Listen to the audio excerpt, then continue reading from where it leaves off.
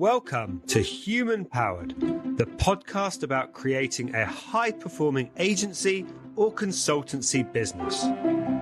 I'm Trenton Moss, leadership coach, exited agency founder, and author of the book Human Powered. And on my podcast, my guests spill their secrets about how they've created high-performing teams and how this has translated into running a high-performing business. So today on the podcast, I have the real pleasure of having Jane Slimming from Zeal with me. Jane, hello. Thank you so much for being here. Hi, no problem at all. Thanks for having me. So you run a business called Zeal. You founded this business 14 years ago. You're recently nominated for Female Entrepreneur of the Year, which is very exciting. Let me talk a bit about your business, actually, Zeal. So you turn startup and scale up e-commerce businesses into brands that people love. You've got a team of around 30 of you in Leeds. What I think is lovely about your business is just how dedicated you are to supporting those startups and those scale ups. So you've got the Zeal Connect network with over 100 companies there, helping small businesses to grow.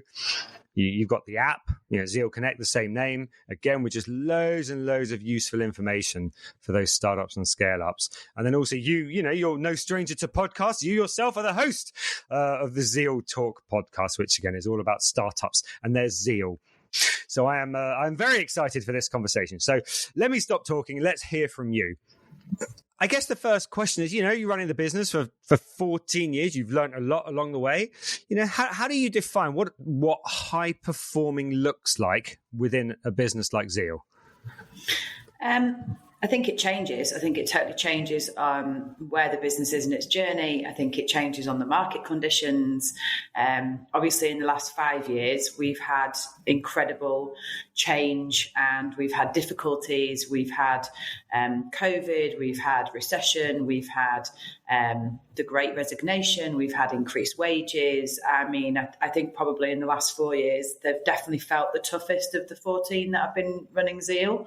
So my answer pre-COVID would have been the classic KPIs of profit and revenue, but also we've always been very keen on staff progression as well within the agency. So how well are our staff progressing? What are they doing? How long do they stay with us for? How happy are they? All of those kind of KPIs.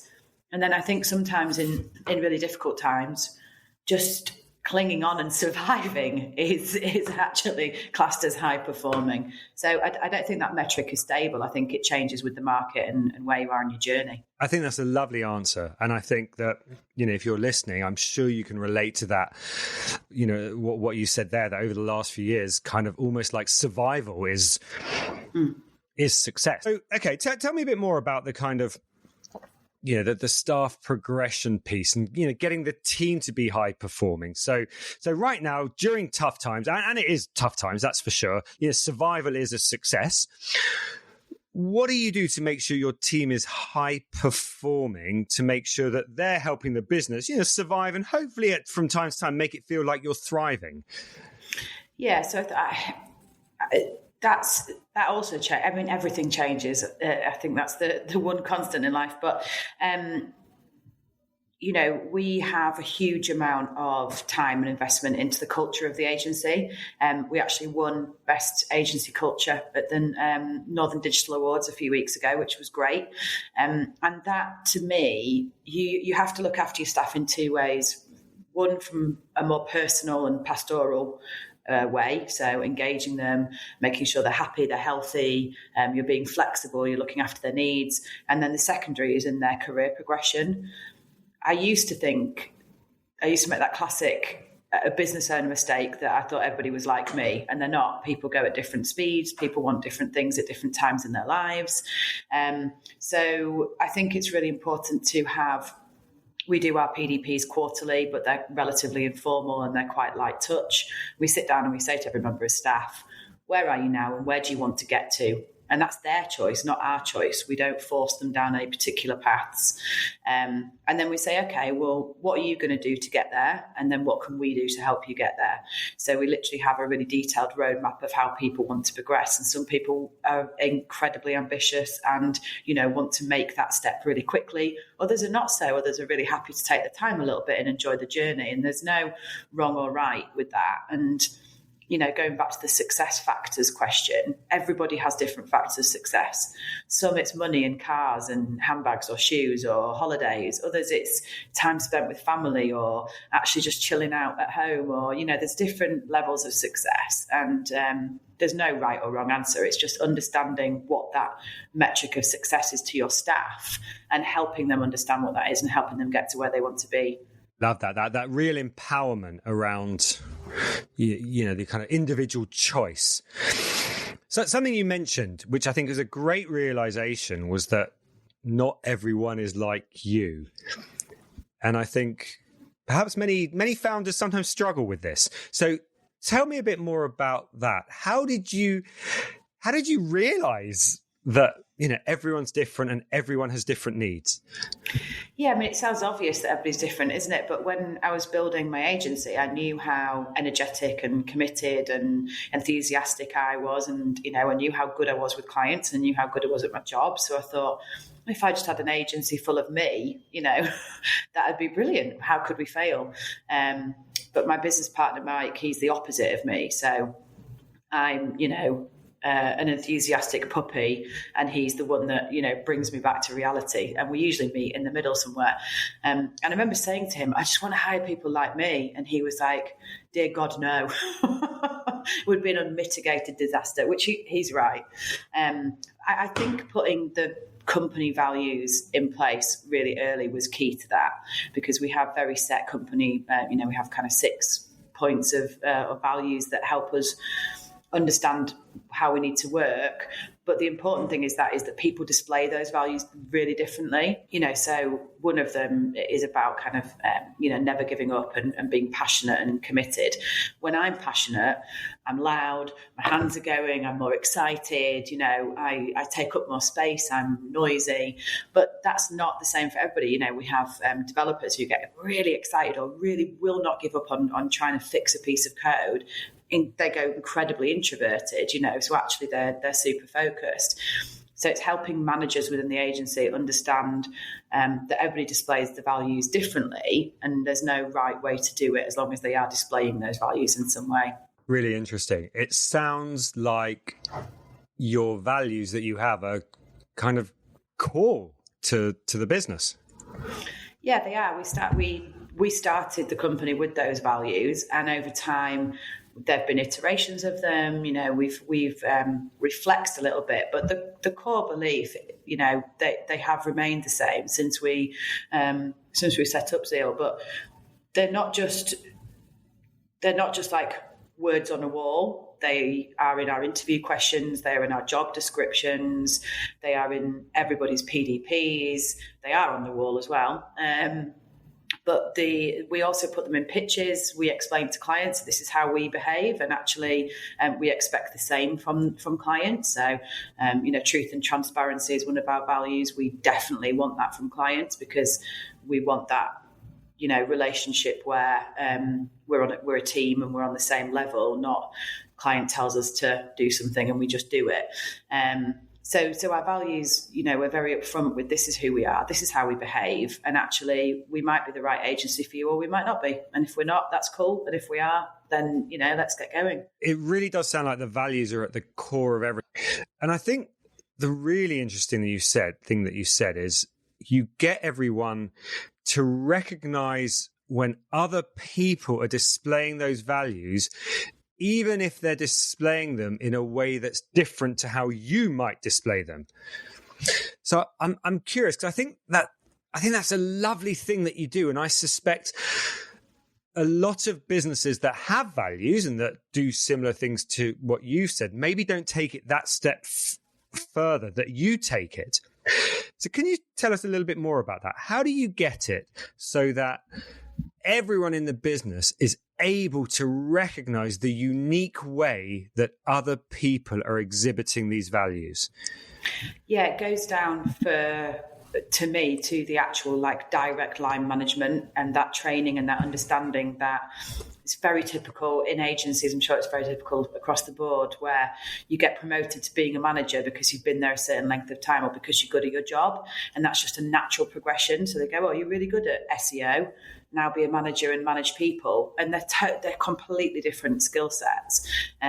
So one thing we do is we have a dual process at Zeal. So you can promote and expand your career and move up the ladder through a product basis. So you could actually just be an absolute SEO specialist and go through that way. Or actually you might want to get into people management. And if you get into the people management, we make sure that you're the right person for that you want to do it. Because actually I called Zeal, in my belief, is if you're not passionate and enthusiastic about something, you won't be good at it. So if you don't want to manage people, you really shouldn't manage people. So there's a dual pathway there. And then actually, if you do want to manage people, we'll give you the support, we'll give you the training. So we did a big piece of work a little while ago around I can't remember, it's a psychometric testing, personality testing, and we did it with the management team, and then they did it with their teams. So actually, it's really about making sure that I can't manage, 36 people. So it's making sure the people that do day-to-day manage those people have an understanding of what that is. And that's, again, why the values come into play. Because when I used to interview people for a job at Zeal, when we were 2, 3, 4, 5 people, I would do the interviewing. And I very, very egotistically believed that I could, just get to know somebody in 30 seconds better than anything else. And I just knew that they were Zeal or not Zeal. But then actually when you're passing that down, how do you do that? Well, actually, it's asking somebody in an interview question, when was the last time you were honest when it was difficult for you? Because one of our values is truth and transparency. Or give me an example of when you really wanted to give up, but you didn't, and you push yourself the extra mile. Could be running a marathon or, training a dog, or it doesn't have to be work related, but it shows the character in somebody. And that's, you can teach SEO or PPC or, coding, but you can't teach somebody, to have those values intrinsically in them. I think that's wonderful, the way that you've defined these values from day one, it sounds like, and have embedded them into everything. And for you, that's the definition of a high-performing individual, is someone who's living true to these values. What happens when you recruit the wrong people, when for whatever reason the recruitment process doesn't work so well and you get like a toxic rock star in the team? Yeah, it's easy to say, and the right answer is to get rid of them, hands down, absolutely, no questions asked. There have been times when we've recruited poorly or we've got the wrong person in the team. That happens. Of course, it does over 14 years. It's bound to. Usually that comes with a real need for a certain role due to client work, and there's a level of desperation that you need to get somebody in to fulfill that.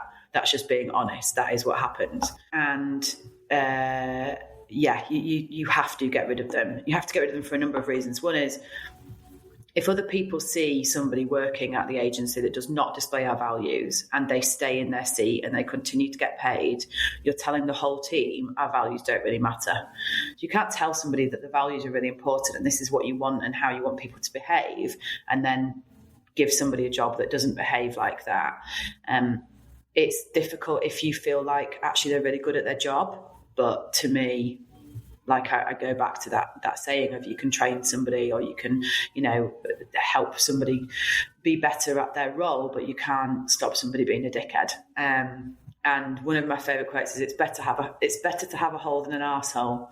And I just think that it's true. And even though I've been like that since day one, because I don't want to spend my time around people that, don't match my energy or don't have the same values as me. But we have fallen into the trap of not getting rid of people quick enough. And it's always when they actually leave, and it's like the sun's come out, or, people to breathe again. And also, it's not to say that these are bad people. right? It's not to say that these are horrible, evil, bad people, but they're just not right for here. So I always think if they're not right for here, we're not right for them either. It might be that, it's just not a match. So it's not to say that they're horrible, but yeah, I would always say get rid. And I've never, ever been through that process and thought, oh, I probably shouldn't have done that. I've always thought, God, why didn't I do it sooner? Why didn't I do it sooner? So yeah, 100%, I would say that it's really important to get the right people and get rid of the wrong people. I think that's wonderful learning that you've had. That I think is worth just reiterating, if you're listening, is that whenever you've done this, the only thought you've really had is, why didn't I do this sooner? Yeah. Yeah, and I'm sure before they go, you're obviously chatting to that person and telling them about the ways they're not demonstrating your values and how the behaviour isn't okay. Yeah, and that's another thing that we go through when we look at like the team leader training as well, because it's like you have to set people up to succeed. Part of our probation, we have when somebody comes into Zeal, they have a 3-month probation. We're very, very clear with this is what's expected you at the end of 3 months. But you also need to let us know if there's any reason that's stopping you from being able to do that. What do we need to do to help you? So, yeah, I always look in the mirror first. If something goes wrong, I always look in the mirror first. I always go, did I give them enough support, or did I give them, so there's always a period of time where you try and help them get back on the right track. But sometimes, like I said before, we're not right for them and they're not right for us. And that happens with clients as well. It doesn't make us right, them wrong, or vice versa. It just is life, isn't it? Yes, it's just the wrong fit. Yeah, you go on to be happier and healthier somewhere else, which is the right fit. So I always think it's not, it's better for them as well as us. It's a win-win really, because nobody wants to be unhappy in the job or feel like they don't fit in, or feel like they can't quite get to where they want to get to because we're not the right fit for them. Yeah, and like you say, the longer they stay around unable to change that behaviour, the larger the impact that has on the rest of the team. Yeah, we get a lot of that where when we go through that process, people then come up and go, oh, thank goodness, thank God, that's so yeah, it helps the staff that are here as well. Yeah, well, because I love hearing this. It's like most businesses nowadays have a set of values, but the way, Jane, you integrate them into everything. And then often when you talk to business leaders and they might mention values, and I might say, oh, what are your values? And they can't just reel them off. They struggle. Whereas you are just reeling them off. Well, one of our values is this and one this. Clearly they're embedded across the business. How do you build on that, right? So having a business where you all live true to values is great, and you're, motivating people and getting everyone aligned around a set of, behaviors that you'd like them to exhibit. But there's more than that to a high-performing business. How do you also align them around your business goals to make sure the business is successful? Yeah, so that is, it actually goes back to truth and transparency. We are hugely transparent about where we are, where we want to get to, how we're going to get there. We have quarterly all agency meetings where we share our financials, we share our financial targets, if we've hit them, if we've not hit them. It's very easy to be transparent with staff when you're winning, but actually if you're going through a difficult time, it's a lot harder. But that again comes back to the culture. So I remember probably, year 6 maybe of Zeal, we fell into the classic agency trap of all your eggs in one basket. And everybody tells you that from when you first start an agency. Don't be over reliant on one client. And that, of course you know that.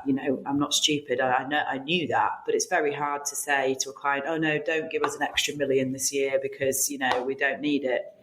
So we got into the position where we were highly over reliant on one client, and that client left the agency. And I remember getting everybody into a meeting straight away, telling them, again, being completely honest, saying this is going to be difficult, very honest with the fact that we will no longer be doing the ski trips, the annual ski trip that we do, but also telling them how that will personally affect me as well. So I said, I'm going to take a salary cut. I won't be going first class down to London on the train anymore. I'll be going economy because we were in it together. And I was very, very worried that after that meeting, I would get resignations, really worried. I did tell them, this is the plan to replace that revenue. We've got time to do it because we've got cash in the bank. We're not looking at redundancies at the moment. So I told them the bad news, and then I also explained our plan to get out of it. But I was worried that you might have people going, well, I'm really only here for the ski trips. And I was really humbled by the response, because I had people, juniors, seniors, didn't really matter how long they'd been here or what they did, but they, stopped me in the kitchen or said, we're going to do this. We don't need them anyway. We're going to get, and it was that spirit that we'd, and I remember going home and saying to my mum, I'm so lucky that I've got the staff that have done this. And she went, you're not lucky. You've built that culture in that agency. So it's not luck. That's what you've spent all that time doing. And that's why you did the ski trips and and the values and everything else, because actually you need it when the shit hits the fan. So yeah, I'll always be grateful to those people for, really kind of getting around you. So how do you kind of get people in the same bus as you? Be honest with them, tell them where you're going, and also say, if you don't want to go here, leave again in a nice way, because we might not be a right fit. We made a switch about 3 years ago to really draw a line in the sand and say, we help startups and scale-ups. And when we announced that to the whole team, there was a point at which I said, if actually for your career you want to work with big corporates and bigger brand names, now might be a time for you to think about your own career and your own development, because that is a very valid thing for some people to want, especially if they're early on in their career. We didn't get anybody resign, which was great, and everybody was really bought into it. But if somebody had said, actually, I kind of want to get Pepsi on my CV, yeah, I get it. With my blessing, go, and I'll help you, and that's also fine. So yeah, it's about making sure that you're telling people where you're going and that they want to go in the same direction as you. I think that's lovely. And it's really interesting what you said about, every quarter you share the financials, come rain or shine. And when there's those difficult times, and this is one of the reasons that business leaders can often be reluctant to share financial, is when there's those difficult times, you have to break the news to the business that, okay, we're losing this money. And it sounds like your value of honesty and transparency is really critical here. And by being honest and transparent and showing everyone the plan, you galvanized the whole team around you. And you can't just, don't get me wrong, there is a fine balance with that, because you can't get everybody in a room and go, oh my God, we're losing money and I'm not sure what we're doing. And oh God, it's really bad. It's terrible. Actually, it's about putting the truth of the matter, if it is that actually you're not making as much revenue or whatever the problem is, putting that into the scene of the economic climate, why other clients haven't, or why, if you can tell them why something bad's happened and then what you're going to do about it, and that you need their help in order to do it, that's very different from just going, oh my God, everything's shit and I don't know why. So yeah, there's a level of, you're the leader of the agency, so you have to have some clue of what you're doing, I think. Hopefully a little bit of a clue. That makes complete sense, because look, when your client that you're heavily dependent on leaves, when you first hear that news, obviously your reaction is, what are we going to do? And it's blind panic. And as a leader of the business, you have to then get yourself together, get whatever support you need from people outside of work or the leadership team. And then you need to calm down and work out a plan that you'll then communicate to the team. And it sounds like that's what you did in that situation. Yeah, exactly that. So thinking about Zeal being this high-performing business, so you've got values really well defined and really well integrated into everything that you're doing. You've got honesty and transparency, which is one of those values, but you really lean on that to make sure the team understand where you are as a business and where you're headed and what the plan is, so they can get on the bus and help you moving in that direction. But now everyone's behaving how you want them to behave. They're heading in that right direction. What do you then do to kind of empower them to really then take ownership of what they're doing and help drive things forward for you as a business? Yeah, I think that's can be the most difficult bit, and I also think it's more difficult with the current workforce that are entering the business at the moment. And this sounds very Instagram, live, laugh, love, but it's about providing a safe space, in my opinion, and it's about allowing people to make mistakes and understanding that everybody does make mistakes, and that the mistake is actually okay, but it's how you deal with the mistake and what you do and how you learn from that. I'm very open with the mistakes that I make. I make mistakes every day, as everybody does, because we're human.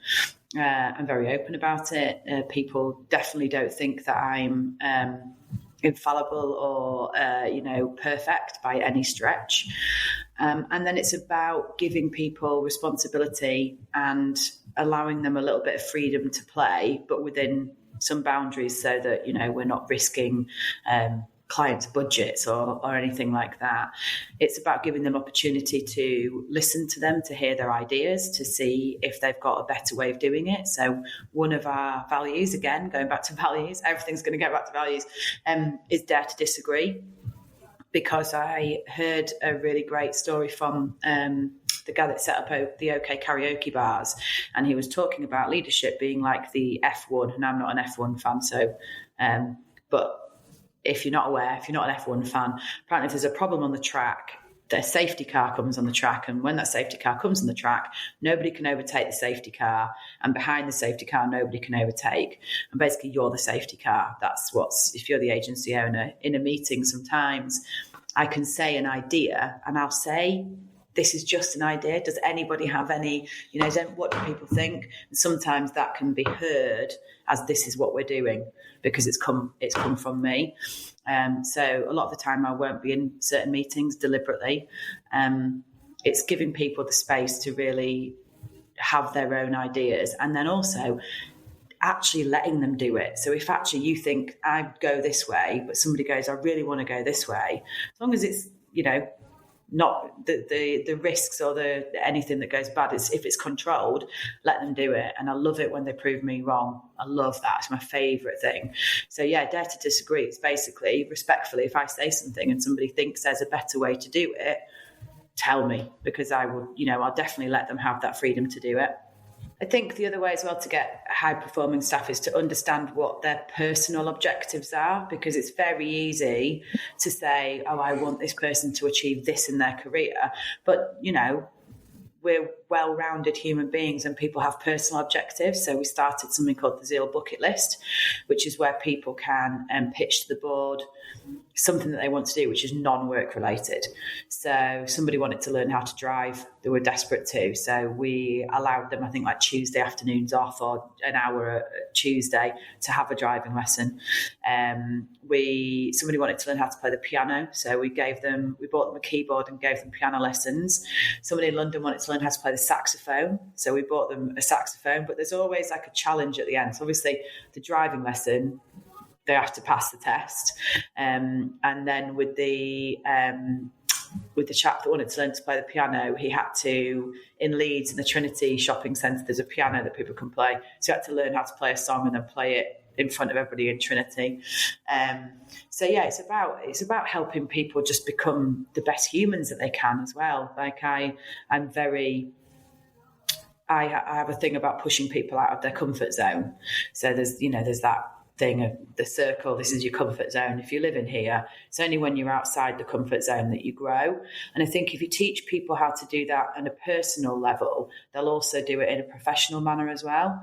And then I say to staff, there's very few occasions where, because then what happens is that your comfort zone grows, right? So your life gets bigger because there's very few situations where you don't feel comfortable.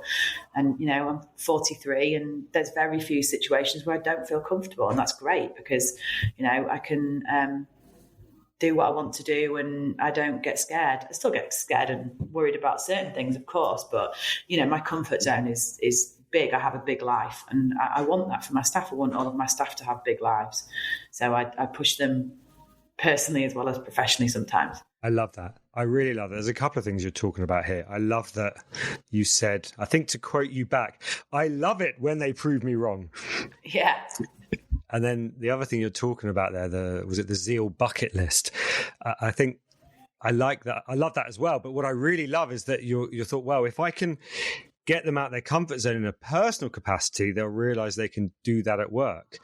So if we've got your team aligned around the values, driving towards that business objective of where you're going as an organization, you're helping to push them out of the comfort zone. What's the impact on your client relationships then? Oh, amazing. Like, I can absolutely, we have wonderful clients and they think we are wonderful. Like, they genuinely are part of the team. It's what I say is as part of the pitch process, and we've had it the other way and it's never worked. And I say, if you want a master-slave relationship where you're the client and we're the agency, and you say jump and we say how high, honestly, we're not the right people for you. We are a team, so we will, if we make mistakes, we'll tell you, and we'll tell you how we're going to fix it. If we have great results, we want to share that with you.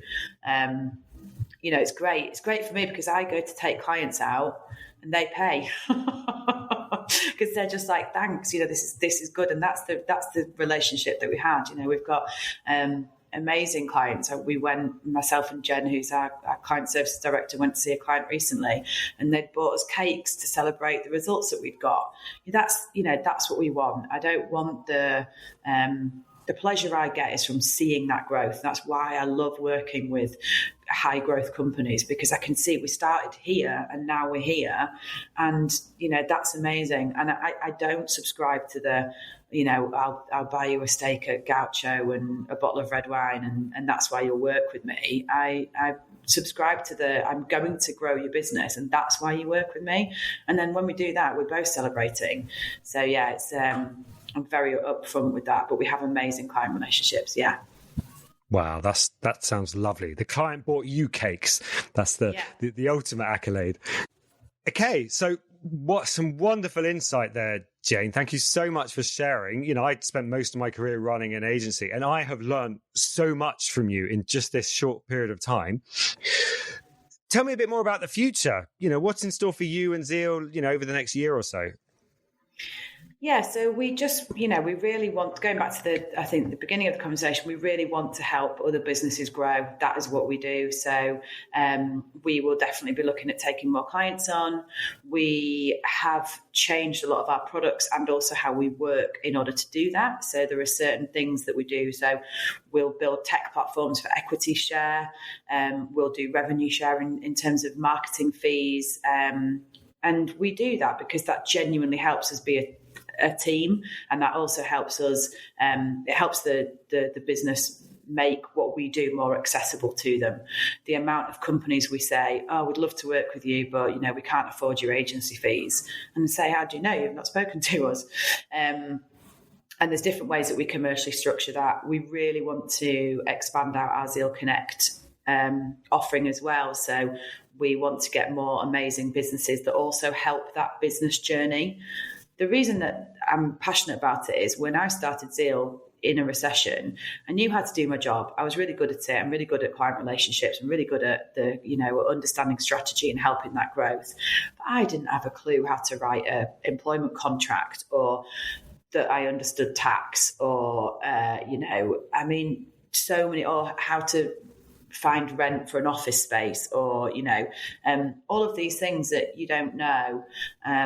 But I'm really good at saying what I don't know. And I think that sometimes when I speak to founders that come into the agency, they're almost a bit embarrassed that they don't get the marketing piece, or they don't get the tech piece, or whichever it is. And I say, no, it's okay to say you don't know about that. That's what we're here for. And there's a huge piece of work around trust, and that trust that you build up. So the Zeal Connect stuff, it genuinely is to give back. It's genuinely to help people. The app is completely free to download. It's got some amazing partners on there with some brilliant content. We have quarterly events. So yeah, we want to do more of that. We want to grow the team. We want to get on some amazing new clients. So yeah, just more of the same, really. And also, it has been difficult the past few years. So it would be nice to get back to that place where you can kind of feel the sun on your face a little bit and pass that down to the rest of the team as well. Yeah, I think anyone listening to this can relate to that last thing you said. Just please, can we have a bit of stability? Please, can politics and economics go back to being as boring as they always were? Yeah, I wish. Jane, thank you so much for joining me today. You've been genuinely a wonderful guest. You 100% have zeal in the way that you talk and put yourself across, so I can completely see why that's the name of the business. Congratulations on the last 14 years. Congratulations on surviving the last 4 years. I really mean that, and the ups and downs. Yeah. And I wish you all the best for the future. Thanks very much. I appreciate it.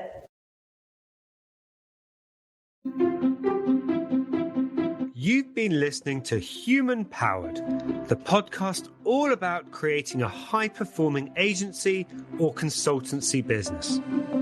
Thanks for tuning in.